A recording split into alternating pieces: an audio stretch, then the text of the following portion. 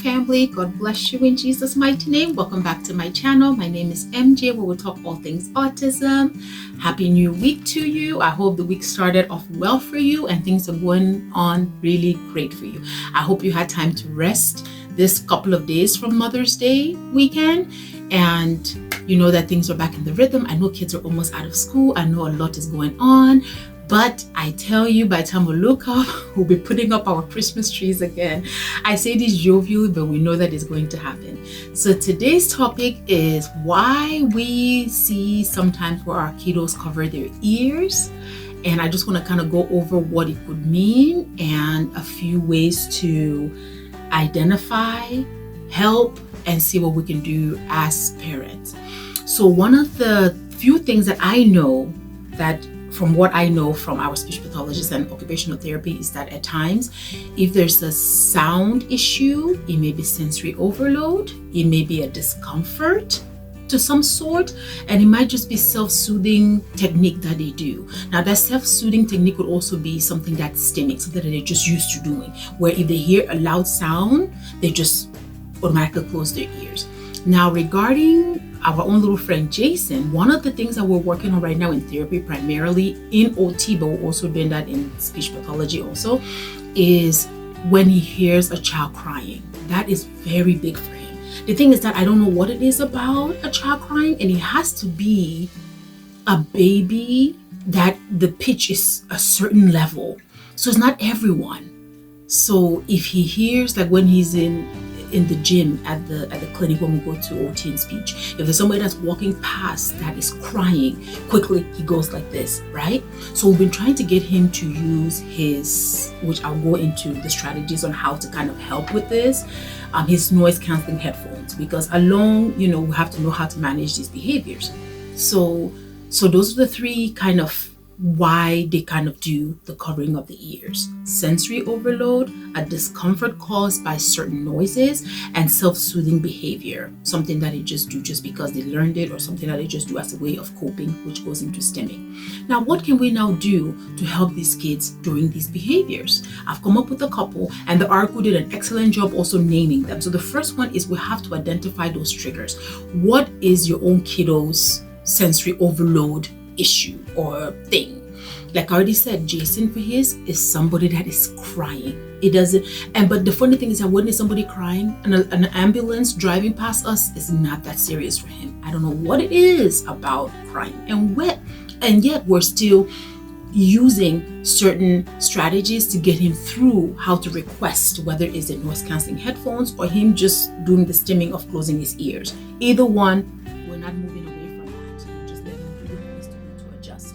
To provide a safe space. Now, if you're in the home, when we're in the home, rarely does someone cry, but he knows what to do when he just feels too much sensory. He's getting too much sensory, or he's getting too overloaded with sensory. There's a closet that we kind of created where there's a pillow, and then there is a mat and a blanket. So he knows to go under there, in there, and this is quiet time to just be alone and quiet. Once again, I suggest this counseling headphones as opposed to huge in helping these kids at any moment. For us, in the beginning of the school year, I think I remember saying this, and I made a couple of videos about it, where because the classroom was really loud for Jayson, and whether it was the TV, whether it was another student, he always had his counseling headphones on the whole day. So we have to work with OT, work with speech. So now he's not being requested because he's now adapted to the level of noise in the classroom. So now when we talk about other kids, when we cannot figure out what those triggers are, to them they couldn't figure out if it was just the classroom noise. So they just had him put those headphones on. And after a while, OT just kind of said, okay, let's just hide them. Let him just not even know that they're in the classroom and see what he does. So that's what they did. They eventually hid it. He wasn't requesting it. He didn't see it. So he just adapted to what was going on in the classroom. So once in a while, because the headphones are not there, he would do this. Because I think that there's a girl in there that once in a while will scream. Not that necessarily that she's looking for attention or anything like that, or that maybe she too is maybe having some sensory overload going on with her. So that screaming now gets Jayson elevated. So they're finding ways to, kind of cope with both of them. But now he's no longer using 3, use visual aids or social stories. Now this one we did a lot back a couple of years ago with ABA. ABA will kind of give a story and say, well, if this is happening, what do you do? Same thing with speech.